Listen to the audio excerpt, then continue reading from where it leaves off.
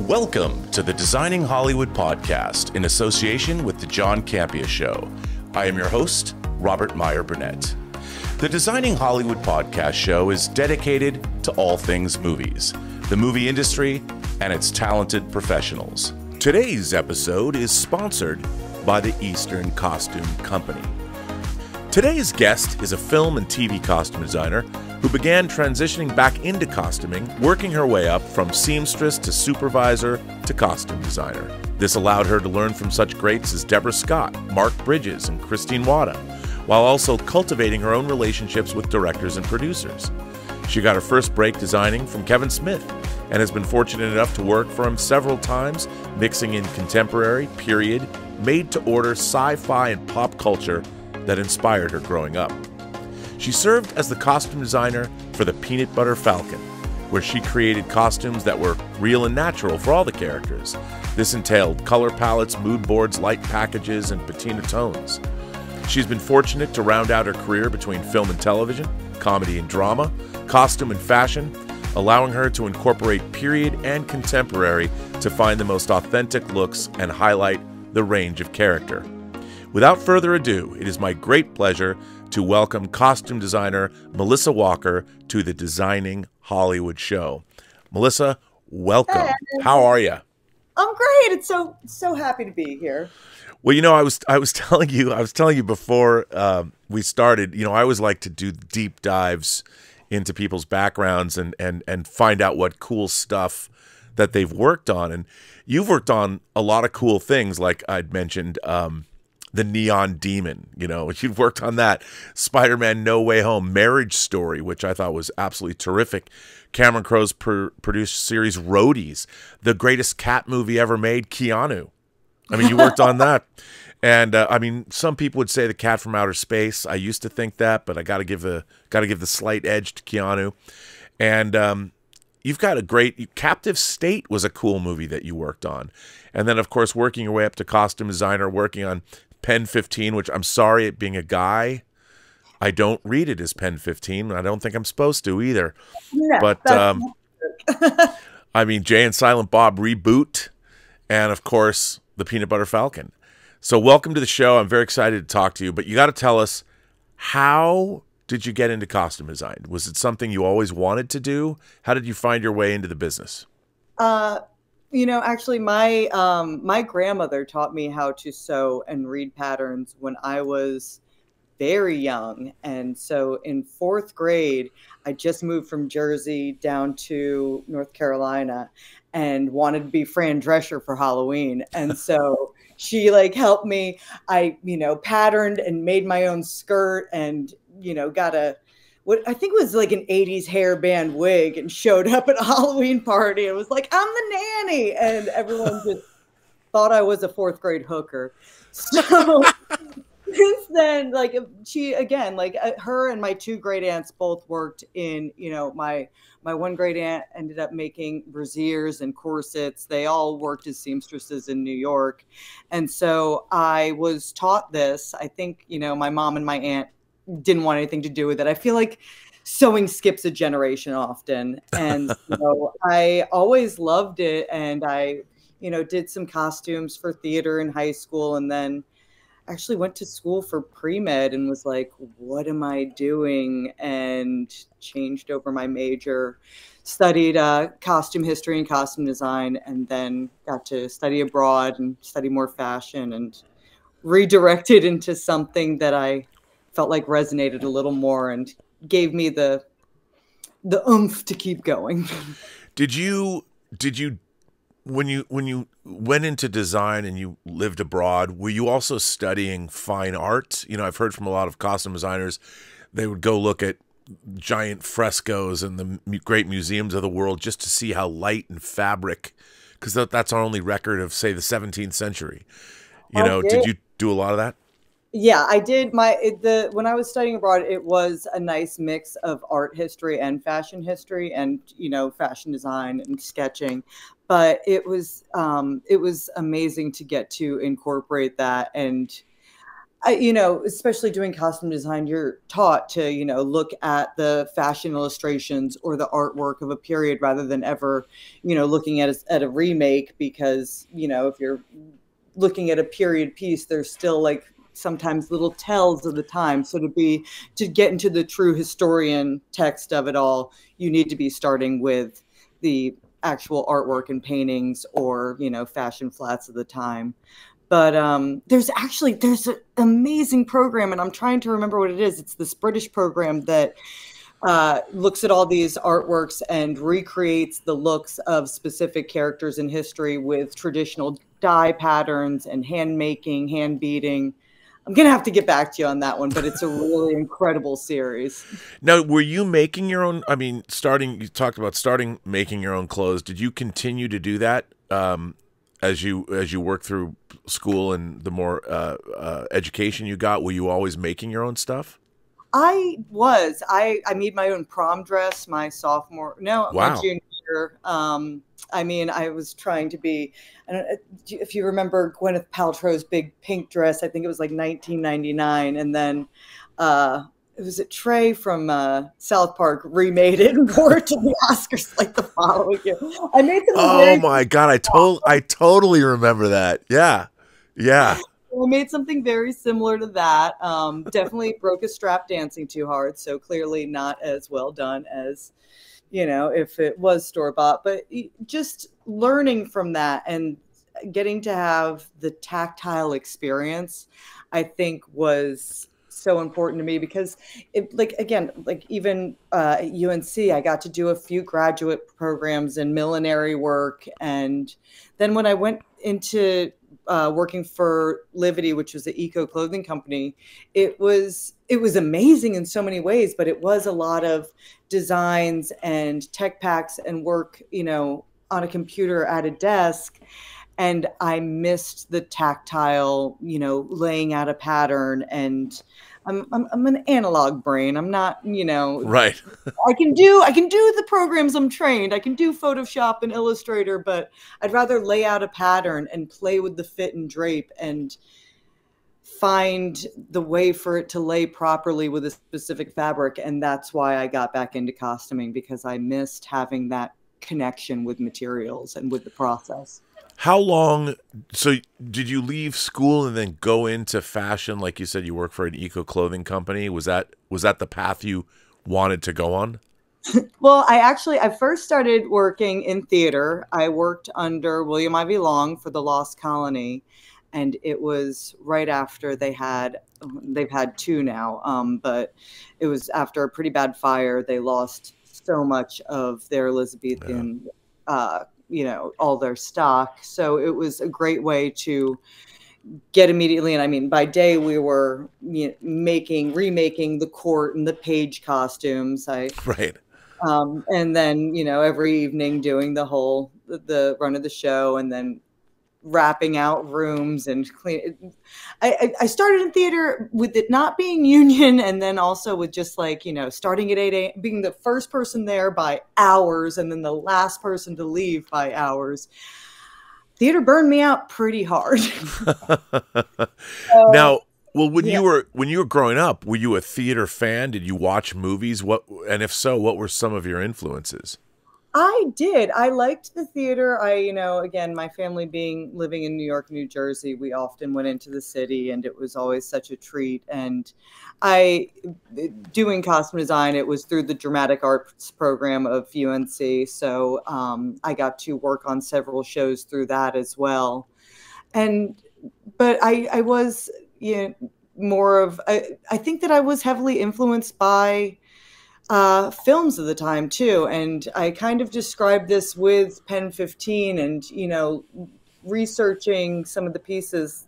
It's so funny to see the cyclical overlap of time. Like, I specifically remember being in middle school and in the mid 90s, and there being such an influence from the 60s, and watching like Now and Then and different movies, right. Karina, that had such an aesthetic influence over that time period. And then you go into the later 90s and, Boogie Nights and other, you kind of go from the 60s to the 70s, and you can watch this transition and this cyclical trend just kind of churn its way through time, which is something that definitely helped. I used to incorporated while doing PEN15. Wow. Okay. That's interesting. Now, did you watch a lot of movies growing up? Did you have favorite films and things that influenced you? I did. I mean, I definitely, I did really like these period films, and especially ones where the vintage was still available. I mean, I think that half of us as costume designers are really just glorified hoarders. I still have vintage that I collected from middle school. Like my storage unit is insane. But I mean, having the access to certain things like that. And it's funny too, because going back through like your grandparents' things and watching them become cool again. I'm actually reading the Pointer Sisters autobiography right now too, and it's talking about, in the 70s they're styling with their grandmother's things from the 40s on all of their album covers and stuff, because it was the higher end clothing that they had access to. Right. It's so funny to have this overlap and this nostalgia throughout your families kind of roll back over.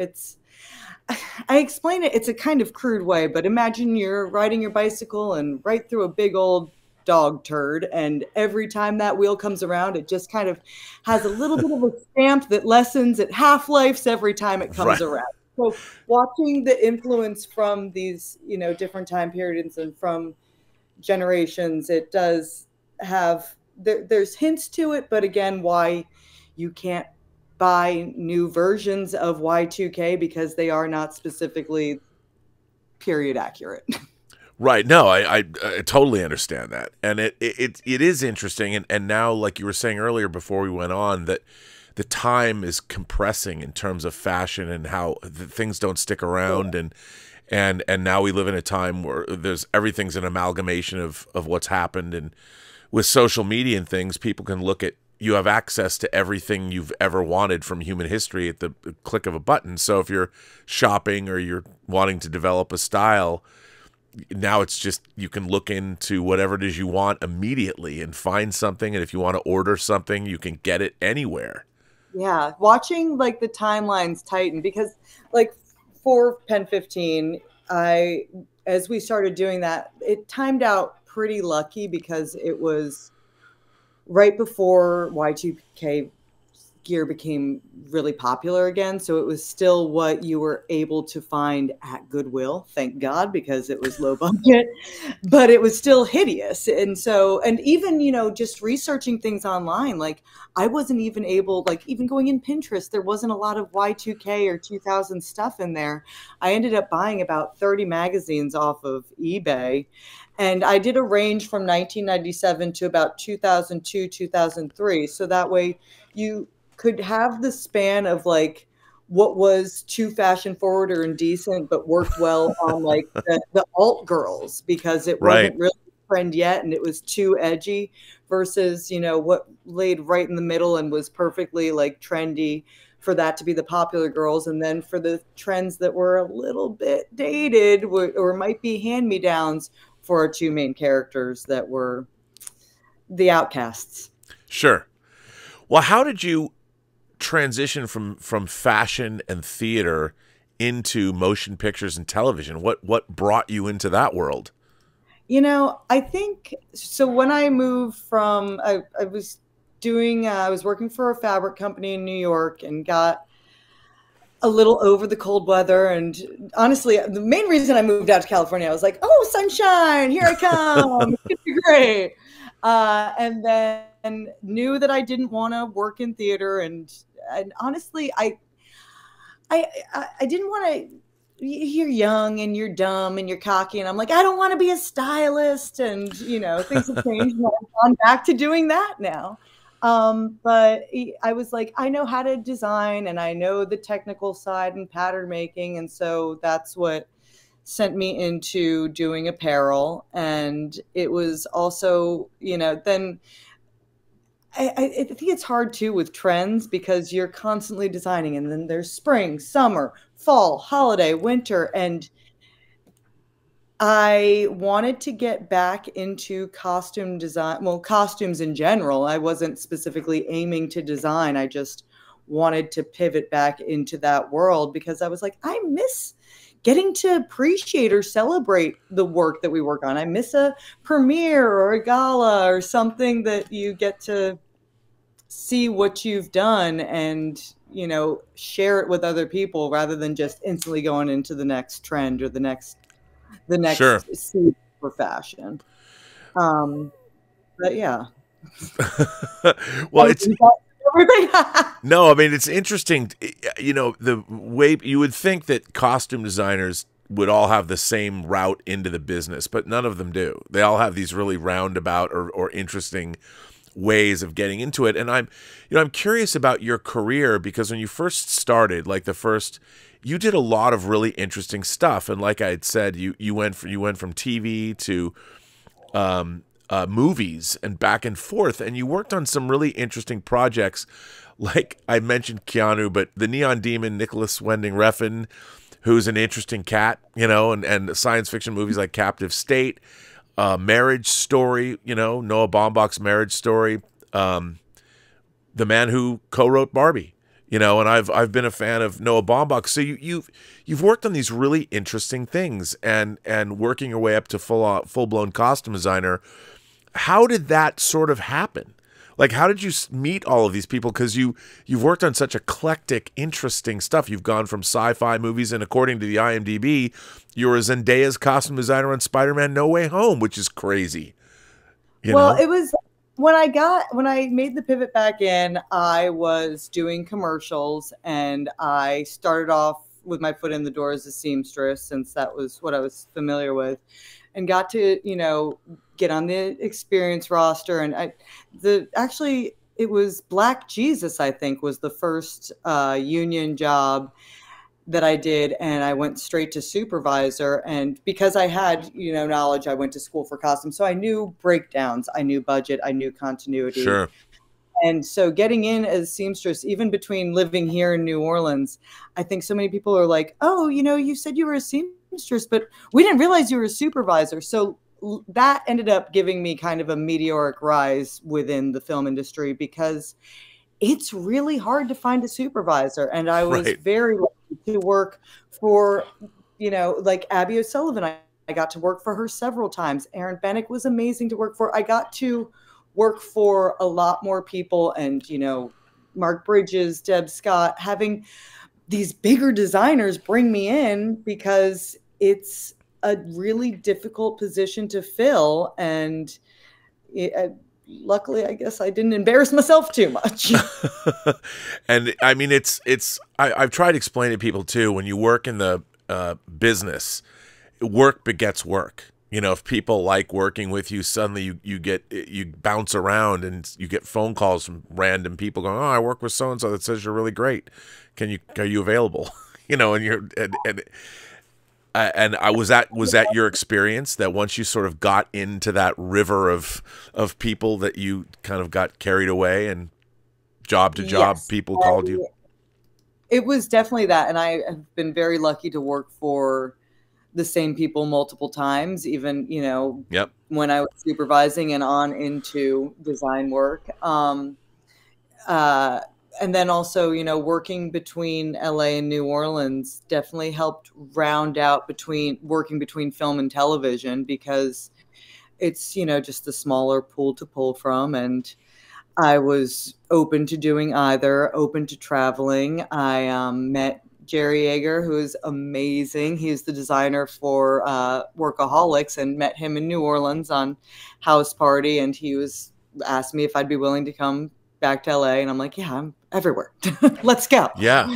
And he was an incredible, just what I learned from him as far as the intricacy, like, not just, so many people think it's a glamorous thing, and, you know, it is, and there's so much creativity, but the intricacies, the logistics, the politics were something that I did not fully have my mind wrapped around when I started designing, and was just like, oh shoot, what is this? So and every job is you know, even when you're working with the same people over and over again, every job, the fact that it gets to be a new experience is kind of the only way. I mean, when you're working 80-plus-hour weeks, if you don't switch it up, there's no way to maintain any kind of mental stability. Right. You got to mix it up. No, and it's true. I mean, you know, if I see that you did work with Kevin Smith multiple times and sort of worked your way up. You know, you started on Yoga Hosers, and then you ended up being the costume designer of Jay and Silent Bob Reboot, which I think is his last film. Oh, he just did Clerks 3, which is right, that's right. Sweet, but I was unfortunately not available. But yeah, he was amazing to work for. I was actually up in Seattle introducing my family to my partner's family for the first time.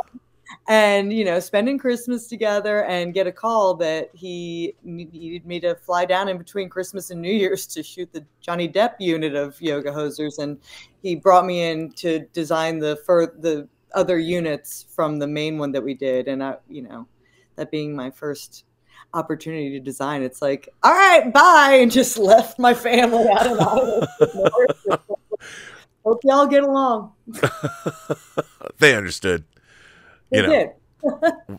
But I think that when you're working with, how do you find working with the director?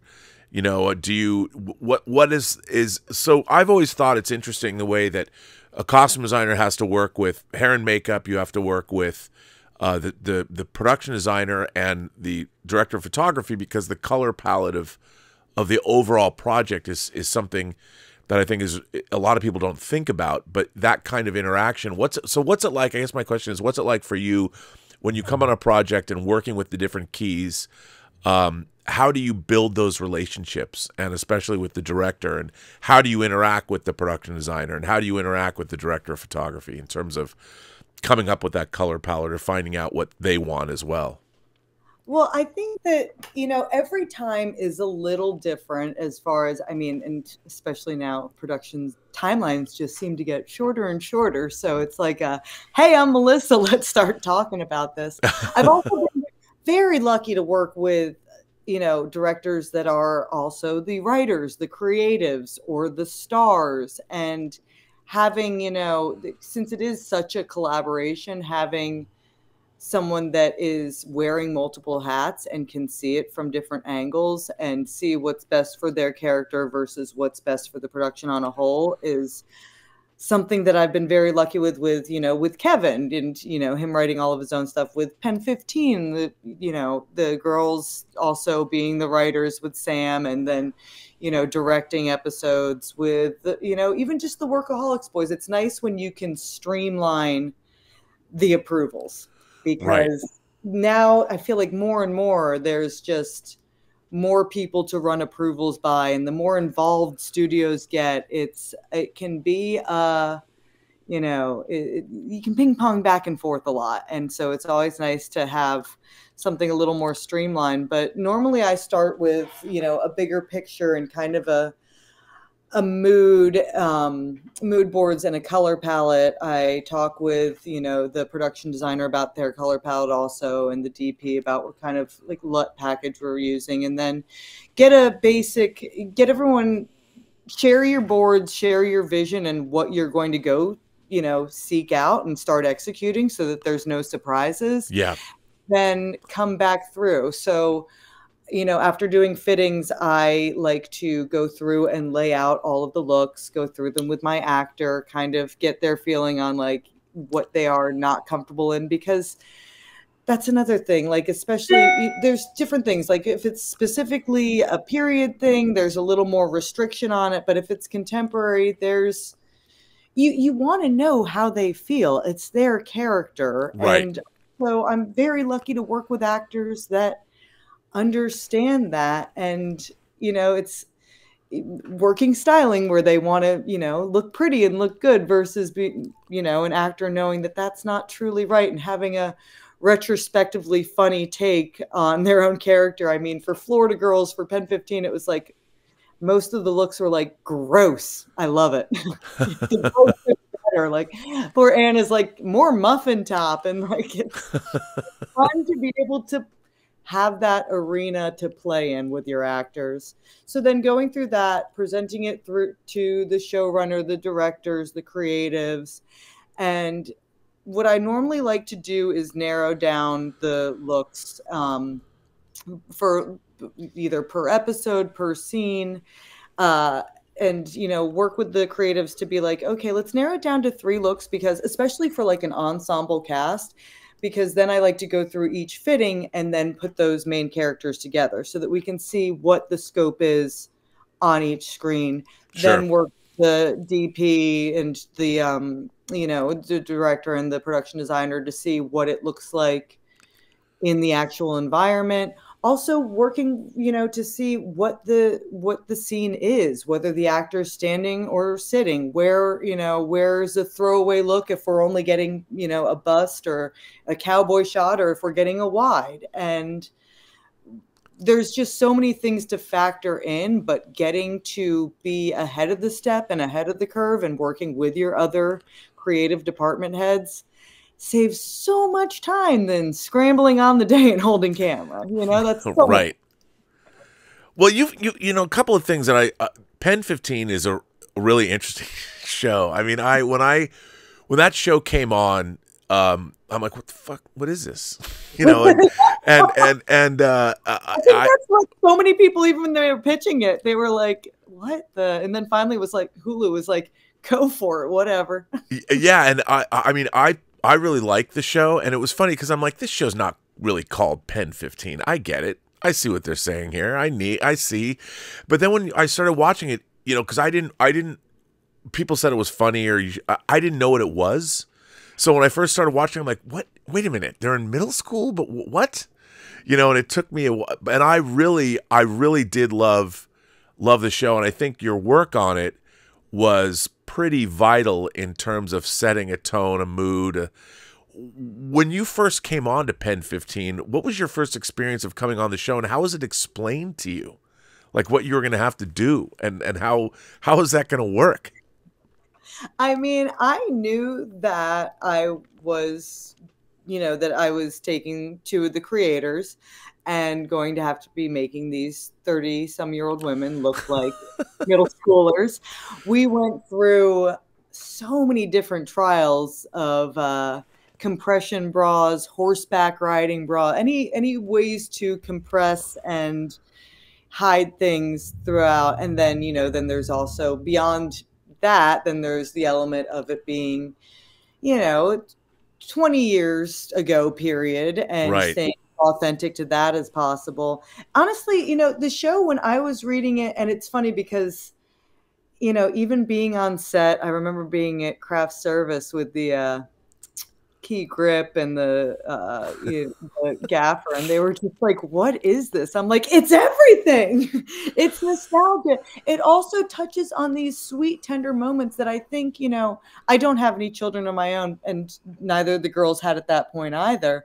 But it gets to this point where, as a 30-some-year-old, you're as far from your own teen years as you're going to be, but not revisiting them if you don't have kids. So you forget these microcosms of growing up and what that entails, and the trials and tribulations and embarrassments that you go through. And it was such an important piece of storytelling to act as a reminder. And I think, I think that it wasn't, the target audience wasn't, these middle schoolers. It was the parents of these middle schoolers, and how to be there as a support system, watching your child go through the same things that you did. Right. It's a universal kind of just coming together, and things that just transcend. Yeah, 100%. You did such a great job. I mean, the costumes, the costumes on that show are tremendous. You told me before we started recording this, an interesting thing that happened about how the pandemic interrupted production on the show. I wonder if you could touch on that, because I love, now we've had the actors strike where movies were interrupted midstream, and then months and months go by and you have to pick up. What happened to you during the production of PEN15 because of the pandemic? Well, on season 2B, because they separated, even before the pandemic, they had separated out season 2A and 2B, and we were crossboarding, and, you know, the last week we still had to shoot, and that was all the big scenes, like the bat mitzvah scene, you know, all the outdoor heavy BG exterior scenes, and that's when we shut down with COVID.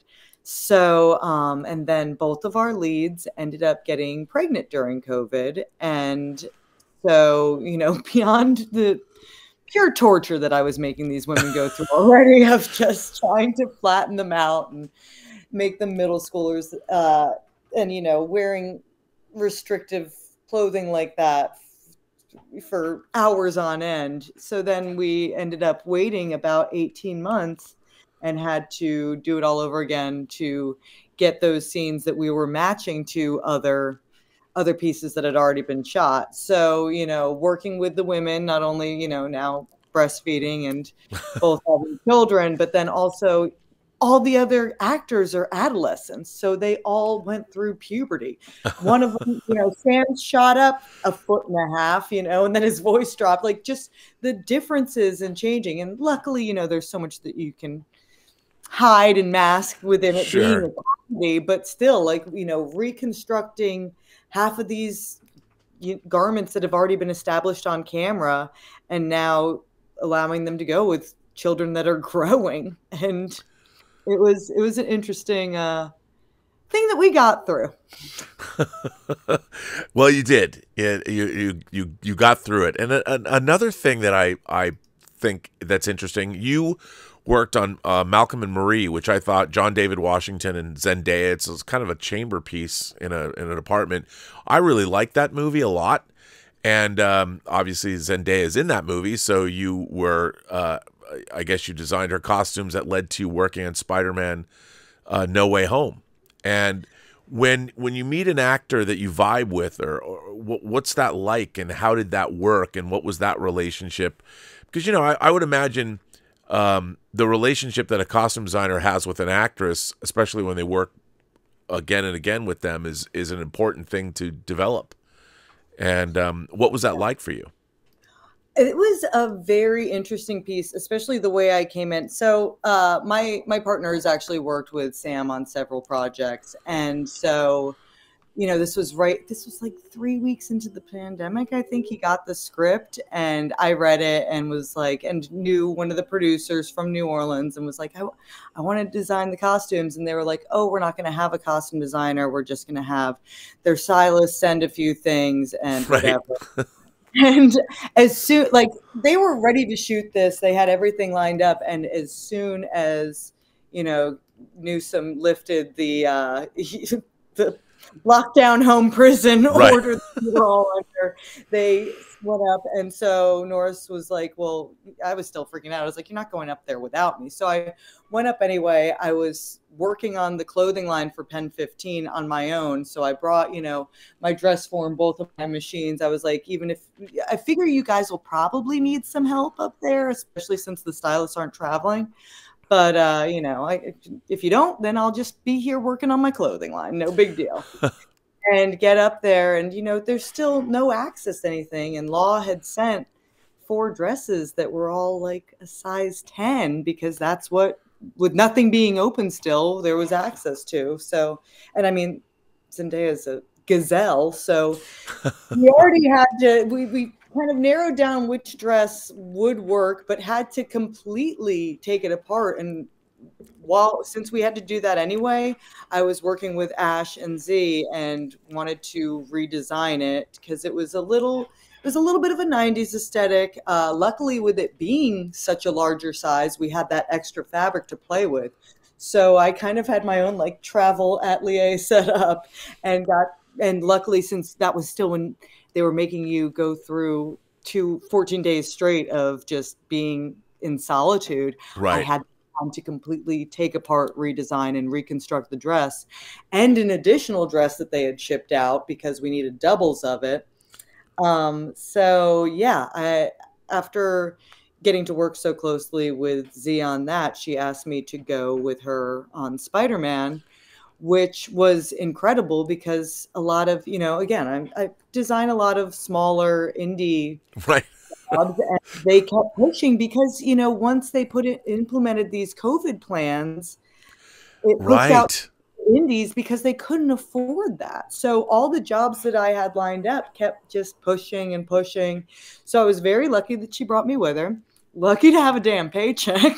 But then also, with her not being in every scene, she was doing so much press for Malcolm and Marie, and Law, her stylist, came out once, but then wasn't able to do that. So acting like, being a stylist that actually gets to be in Atlanta with him, executing and doing things too, it was an interesting new way of working with someone that I had not worked with previously, and finding the niche there to go back and forth and still be able to do, we had several different photo shoots. We did a Lancome campaign, and then we ended up doing GQ and Esquire for Tom Holland together too, because we ended up having this before. So it was nice, especially after PEN15, to get to work with high-end fashion again.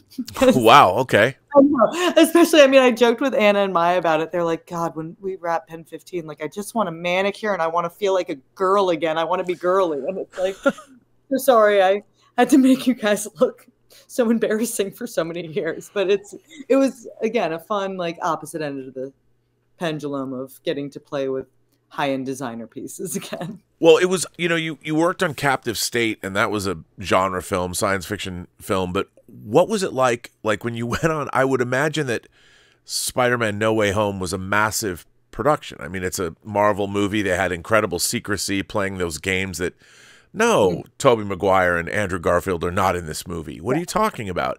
What was that experience like, going from, Malcolm and Marie, which is basically a two-person movie in a apartment, to going on this gigantic movie set? Had you been on a set that was that big? Yeah, I did a few weeks with background on Jurassic World, and I had been, and again, luckily, supervising, I feel like I kind of worked my way up through the budget supervising, and then, had to dip back down to the, start at the low budget stuff again when I started designing, and working my way back up. So it was a world that I was familiar in, but I tell you what, I wish I had some of the resources from those superhero suits before I did Blunt Man and Chronic, and I've had amazing people doing it, but just not the knowledge of it too. So I got there, and with Z she was a civilian, so before we started getting really heavy into her own, press and all the different photo shoots and stuff that we had to do, and, doing personal tailoring and stuff for her too, because I was, again, brought my machines out there because I figured, she's bringing me out here because she knows that I can support her in any which way needed. So going out there was a week where I was kind of free and didn't have anything to do. And so I asked if I could be helping out with the stunt doubles in the spider suits. And it was just really fun to get to experience that, and just the 3D printing that they do for the fabrications. And, I had already worked with the head of the aging and dying department, Sharon Fawnville. I'd worked with her on roadies, and it is such an overlapping family within this industry. Right, sure.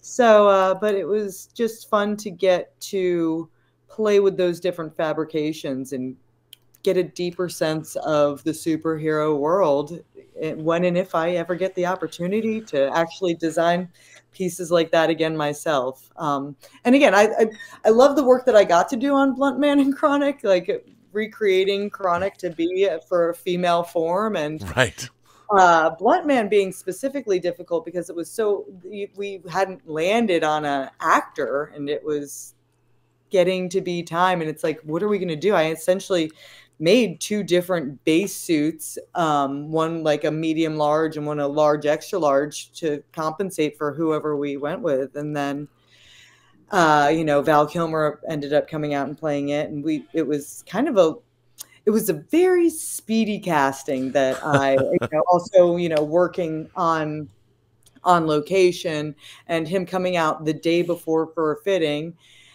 and his team not really telling us about the tracheotomy or anything. And him, and he probably saw my eyes pop out of my head when I walked in there, and he couldn't really talk, and he's writing things down for me, and I'm just like, oh my God, I'm putting this man in a superhero suit, and I'm going to be responsible for his death because he's not going to be able to breathe. I mean, I think that he also almost gave my set costumer a heart attack because we go on set and he's like pretending like he's joking, and then like, gotcha, and just totally fucking with this. So it was, yeah, but like, again, like just like freaking out and, having to rebuild that. And, I had them made with, I worked with seamstresses that had worked with Legacy, also with Susan at Maven Craft, Mindy Eiler, who's one of my good friends that has worked on so many superhero and Avatar movies as the head cutter fitter. But being on location and just me being there and being like, okay, I'm just gonna take my knowledge of these bonded seams and this and that and do my own alteration to hope that this works. And it would have been really nice to have, to have the knowledge that I gained from Spider-Man when I was doing that. Right. Well, and then you did a movie that I actually think is quite wonderful, The Peanut Butter Falcon. And really, really lovely film. 2 directors on that movie, which I find interesting, and a wonderful cast. I mean, Dakota Johnson, you got to work with Bruce Dern, and of course Shia LaBeouf and Thomas Hayden Church, who I've actually worked with before, who I loved, and John Barenthal. The really eclectic, interesting cast. You were the costume designer of this movie. It was kind of a modern day Mark Twain-esque odyssey. Of, if you haven't seen it, a man with Down syndrome goes off kind of on an odyssey, and all the people that accompany him or help him, or it's just a really wonderful movie, and huge fan of it. And if you haven't seen it, check out The Peanut Butter Falcon. I know it's got an odd title, but it works. When you see the movie, it works. What was the experience for you like getting on that film, and what can you tell us about the making of that movie? I mean, that film will always be one of in a special place in my heart. I actually went to high school with Tyler, and so he sent me that script. Tyler, the writer, one of the writer-directors. Yeah, so Mike and Tyler are the writer-directors, both of them lovely. And so they had written this and sent it to me, and I was on Yoga Hosers and was like, in the thick of it, and was like, no, I haven't gotten to read it yet. I finally got the chance to read it, and the script was just so beautiful and so tender and funny and mind-blowing. And so we ended up going back home to the Outer Banks, where I grew up with Tyler. That's where in North Carolina I moved after being overly influenced by the nanny in Jersey. And we got to shoot a proof of concept with the producer, Dave Thies, and we had Zach out there one summer. And it was nice because I got to, it was so important, and especially having the Outer Banks be an additional character in the film. 100%. It was so important to have that authenticity of, you know, these are crabbers and fishermen that we grew up with. Also, you know, slipping in all the local, like, you know, Whalebone Surf Shop, Wanchi's Trawl. After Shia's little bout with the law, I definitely was like, oh, you know what happens now? And I had an Atlanta shirt that my mom went and had remade. And it's come on vacation, leave on probation. And he was like, is it a little too on the nose? I'm like, you're wearing it. Put it on. But playing with all these new pieces, and, you know, we had to find the perfect... Originally Tyler was going to play Tyler. This was before they got it started growing and snowballing and getting funding and getting these larger ones. And so we had played with, you know, I had shopped all these vintage shirts, but we needed I think for Tyler, the character, we had 17 multiples of his look. And then for Zach, we had 20. So taking all these new pieces, going to Gravedigger's Dungeon and remaking the classic shirt that we remember from our childhood, but then doing all the aging and breaking down, and not just breaking it down to feel like you've owned it for 20 years, but also, then going through and painting, where, there would be rust on the crab pot when he's pulling it up. And, I was airbrushing on where the waiters would hit so that you could see the stripes on the shirt. It was a long time in the making. So on my own time, I got to play with a lot of that aging and finding the right thing. And then when it got bigger and bigger and they got new producers in, the boys were so sweet and loyal. And, they were like, oh, we want you to meet with costume designers. They're like, no, Melissa's our girl. Like, she's been with us from the beginning. She shot the proof of concept. And wow, that's good. That kind of, to have that kind of loyalty. Loyalty is so important. And especially, it works both ways. And yes, it does. So lucky to have them fighting for me on it. So then getting to work with Zach, and it was such a sweet film and just such a family coming together with everyone just being supportive and having, obviously there are every film has its own obstacle course that you have to run through. But I've had beyond Peanut Butter Falcon, I've gotten to work with several other actors that are differently abled.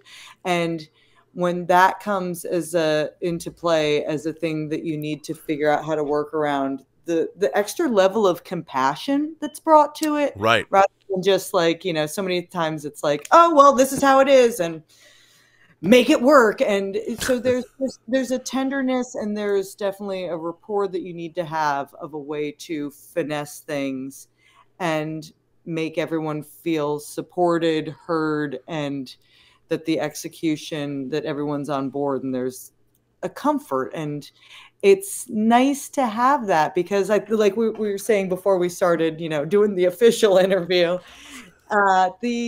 that's what we do this for. It's the storytelling, it's the human connection, it's the compassion, it's the essence that can't be replaced by AI. Right, 100%. Yeah, absolutely. And what I really like about this movie too is, Bruce Dern's in it, and I grew up watching Bruce Dern. I mean, the guy's almost 90. And it's like there's been a Dernissance. People talk about the the McConaissance, but the Bruce Dern has been in so many interesting things, and the man's like William Shatner, who's in his 90s still acting, going to space. Bruce Dern is acting a lot. I think that Gene Hackman, he hung up his spurs and retired, but Bruce Dern is just going. What was it like to work with him? Oh my God, he's amazing. He's such a character. I remember we were shooting it in Savannah, because by the time, we went with the funding and everything, North Carolina had lost its tax incentive, so we couldn't shoot it on the Outer Banks or in Wilmington or back home. So we're in Savannah, the first thing is he's talking about how his favorite ice cream store is down the street, and he literally bought me a pint of ice cream. It's like, hey, nice to meet you. And again, like, it was just nice to have that. It's just fun to work with an actor, and he's like, I don't want this to be a pain in the ass, but there are certain things that I need, of certain kinds of shoes and things in my old age. And I'm like, yeah, no, we can incorporate that in, because even though it was a contemporary piece, we tried to make it with as much vintage as possible, so it was timeless, and that way you couldn't tell if someone had a piece that was vintage because it actually was, or if it was a silent nod to their socioeconomic background, or you just couldn't quite tell where you were, and it just kind of was, again, just another underlying tide within the movie. Right. But I mean, I think that one of the things I really loved about the film was that feel, that sort of timeless Mark Twain-esque essence of it, and it added something to the mystique of it. Made watching it a lot more it felt more layered and detailed. There was something more lush, if that makes any sense, about that, and it really came through. I think that was part of the appeal of the movie, because it was evocative of a feeling, because it just didn't, because it was kind of, like you said, timeless. And I think that added something to the film that was definitely worked in its favor. And it felt like a fable in a way. Yeah, it gives it an ability to transcend, and and not having an aging, dying department on that, and doing it all ourselves. It was so important to have that time before the year and a half of soft prep to play with aging and find out what works, because by the time you're on the clock and in prep, it's a race. So getting to play with that, and playing with different levels of aging and the authenticity of things, and knowing, getting to work with friends that I know who's, Winky was a real person. That's my friend's dad. Like, getting to go out crabbing with him. I mean, even, we were playing with aging, and Shia was like, I don't know, I'm not muddy enough. Like, I feel like I should be dirtier. And I'm like, no, it's actually like, and I have I'm showing him these reference photos. I'm like, these guys are scrubbing their boots every night. They're actually more bleach stained than dirty, because it's, being sun bleached or actual bleach and then baked in the sun. Right. Different texture. And I mean, he came back because the boys took him crabbing, like right when we landed in Savannah. And so he went out crabbing, and he comes back and he's like, I just want to be dirtier like this. And he holds up the shirt that I sent him out to wear while he was crabbing. And it was like the scene in Forrest Gump where he like wipes his face, and it's a happy face on the shirt. It was really like mud. And I was like, baby, we're gonna I know that's feeling authentic to you, but there's the research and the authenticity, and getting to have that collaboration and justification and meeting in the middle, and just Shia, like, not trying to challenge things, but turning to me and looking for how much thought I had put into it. It became just more, it resonated in something real. And yeah, no, and it comes through. I mean, it really comes through in the film, and it's just it's a wonderful movie, and I can't recommend it highly enough. And the cast was and Dakota Johnson. I mean, I'm a huge fan of hers. I mean, you work with Brenda Song, who I first saw on The Social Network, and you gotta love her. And of course, Dakota Johnson, I first really saw her in The Social Network as well, when she hooked up with, she had the great line, "You're Sean Parker. I slept with Sean Parker." I've always loved her, and she had a great presence in that film as well.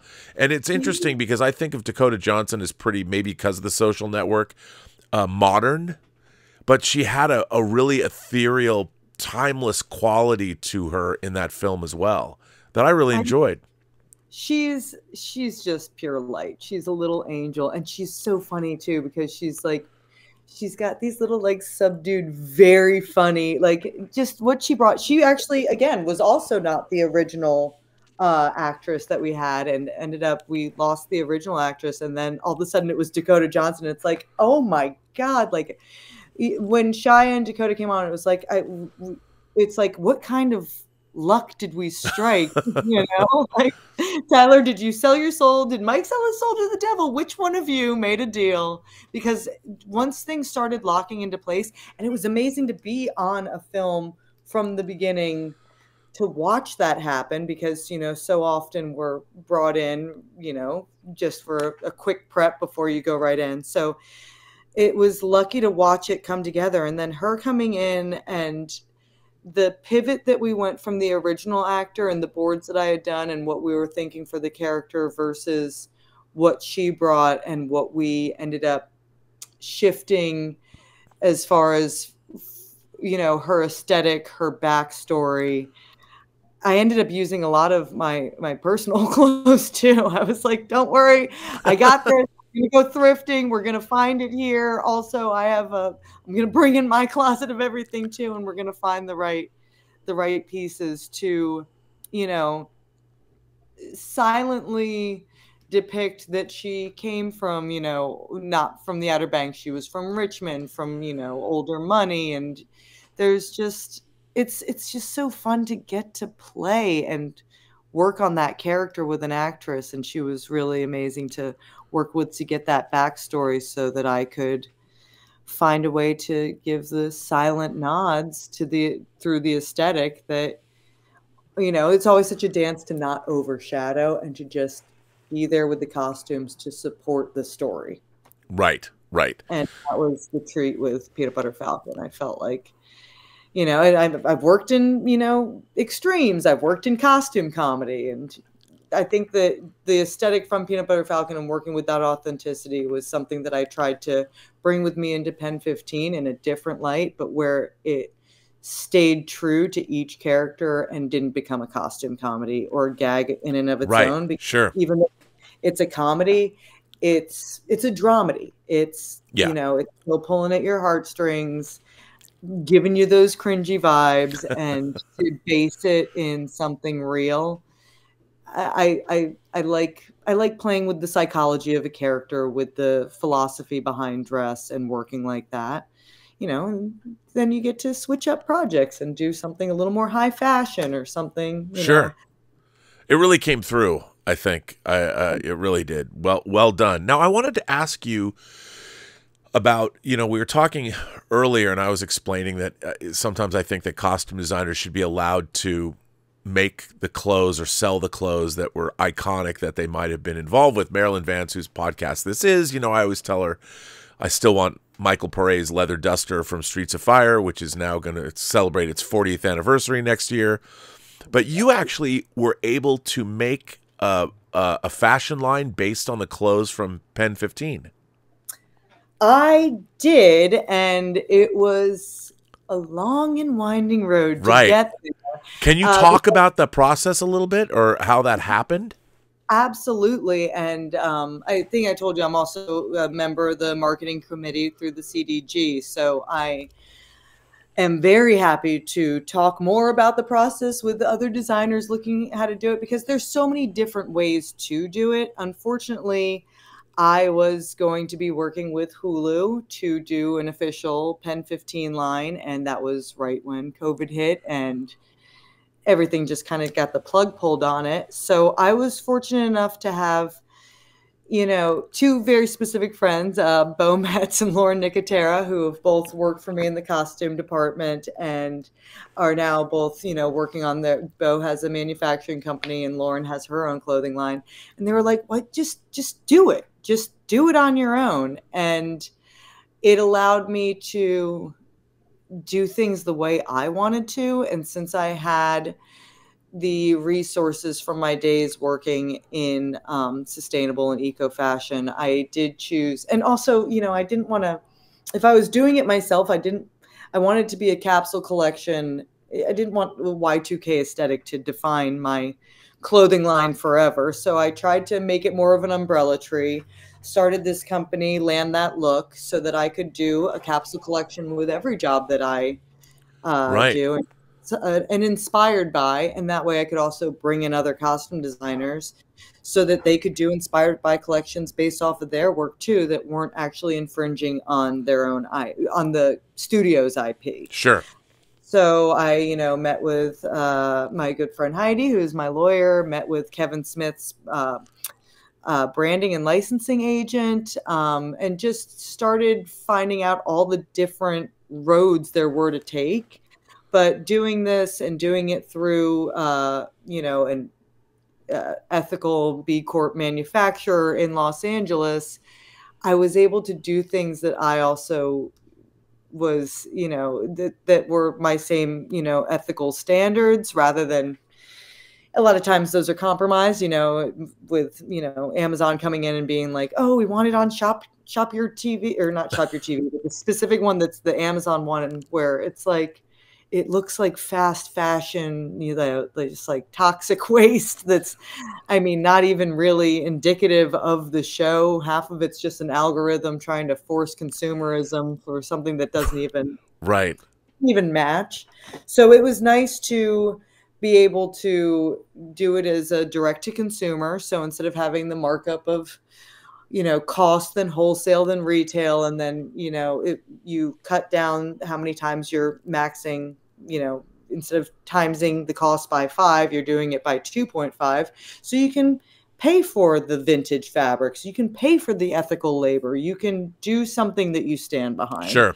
And I was able to incorporate that. But again, it was an inspired by line. And there are different rules and regulations, especially within, if you're designing something that ultimately is going to be a Halloween costume versus if it's going to be an actual trend or something that is inspiring trends within fashion and apparel. So there's different workarounds. I have a bevy of resources. Anyone can reach out if they want to do it too, because I do think that it's important that costume designers see this as not only an extension of their importance on pop culture and on, their influence on mass markets and on the times, and a way for them to get a piece of that, since we are currently still struggling for pay equity. So finding other back end channels. No, 100%. It's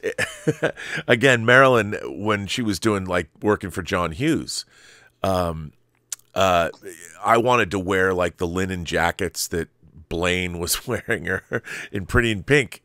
It's like, where can I get those? And I think that I've never understood why there isn't more synergy between, Marilyn made that red dress for Pretty Woman, the red dress that you see at the Met Gala now. People are re-wearing that. And, one piece of clothing in a movie, how many T-shirts or sweatshirts were torn because of Jennifer Beals' Flashdance look 40 years ago? You costume designers should build it into your contracts that if you have an iconic piece of clothing that you design and you want to market it, you should be able to, with the studio's permission.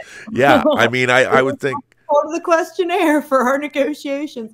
And yeah, again, I think that it's becoming more and more talked about and advocated for. Unfortunately, and I think that that's the one good thing that happened from COVID was getting all of us together more and to talk about our experiences and to be resources out there and to help each other with, a commonality that we all have versus, I didn't even know about Linda with Matchbook, who does a bunch of the branding deals, until after I had already made my own line, and she reached out to me and she was like, how did you do this? I was like, by hook and by crook. I don't know. Well, it was great. Well, listen, we always ask, I can't believe we talked for over an hour. This is amazing. No, it's great. We talked for half an hour before that. It's been so much fun to talk to you. What would you recommend? there's a lot of people now who want to get into this field, and now you've got social media and Instagram, and people can show their wares. But what do you think, to speak to the next generation of people that might want to get into the field, what can you recommend? What's some of advice you could impart to people in terms of becoming a costume designer or a stylist, since you've worked in fashion as well? What can you tell people about pursuing this career? I think the main thing is you gotta go for it, and don't tell yourself no before somebody else does. Reach out. I've had so many people that I've brought onto my teams that just reached out to me on Instagram and sent me a DM, and I especially when I have the time, I will take a time to have a phone call and to talk someone through things. I think that a curiosity within the industry, like learn more, explore more, not everyone in this particular department knows how to sew or pattern make or anything, but I feel like the more I knew how to run my department, the more I knew how to have realistic expectations of my team and of my crew, so that I'm not being overly demanding, so that they're feeling a sense of achievement, so that I can adequately talk to my producers about the reality of making something come to fruition. Right. So just a curiosity of every aspect of it, because I think so many people are like, just narrowed in and focus, either do fashion or do costumes or there's such a flow that happens between all of it. And I think that there's got to be more ways to bridge it. And the more interest you have and every little aspect that goes in, that interest and that spark and that energy will take you further than you think. And also, I think that so much of this industry runs on fake it till you make it. Fuck that. Be fine being green. Be willing to ask the questions. Be willing to learn. Don't cover up where you are in the process or how you're doing it. Be real and authentic in yourself. We're all just human beings. We're here to learn from each other and learn together. That's great advice. I love that. That's terrific. What do you have? Do you have something coming up? Can you talk about what might be coming from you in the future? Right now I am just waiting for, now that the strikes are finally over. Right. I've been interviewing for a few things, but even, the jobs just keep pushing. I have 2 films that will be releasing next year. And yeah, just kind of trying to see where the next job takes me. Yeah, I mean, the industry is just slowly waking back up, so we'll see where it all goes. Yeah, and every time it's like, oh no, we have a start date. It's like, just kidding. Yeah, it's not good. Not good. Well, listen, Melissa Walker, thank you so much for being here on the Designing Hollywood podcast. This was a great conversation. You've been a delight to speak to, and I look forward to seeing more of your work. Thank you so much. Thank you for hitting me up. I had such a great time talking with you. It was fantastic. And hopefully we'll have you back on when, the industry gets back up and running and you'll have more work to talk about. Give me something new to talk about. Come on, universe. Take care. And thank you to our very impressive sponsor. Eastern Costume is a full-service costume house and wardrobe supply company. We specialize in military, police, and civilian wardrobe, ranging from the 1920s to the present day. We have military uniforms ranging from World War I to the present day and can fully customize any of these with insignia, buttons, pins, props, and more. We offer a wide range of props from flight helmets, bulletproof vests, and backpacks to civilian jewelry, hats, and shoes.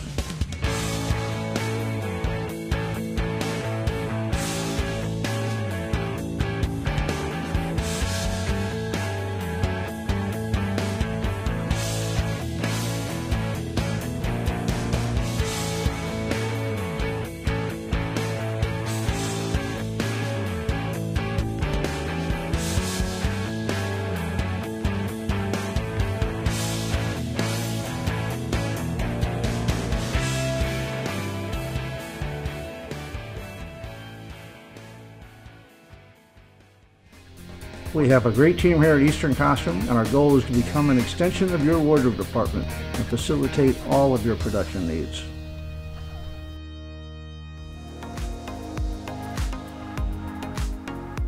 A special thank you to founder and executive producer Martika Ibarra, co-founder, costume designer, the legendary Marilyn Vance, and of course, John Campea from The John Campea Show. Thank you to all of our viewers for tuning in, and be sure to subscribe to our YouTube channel. Tune in to the audio version wherever you listen to podcasts. I am, of course, your host, Robert Meyer Burnett, and you can find me on Instagram at rmburnett, or find me on Twitter at BurnettRM, or on YouTube at PostGeekSingularity. Thanks very much. Like, subscribe, and give us your comments. What would you like to see on the channel? Right down below. Thanks very much for watching, and we'll see you on the next episode of Designing Hollywood.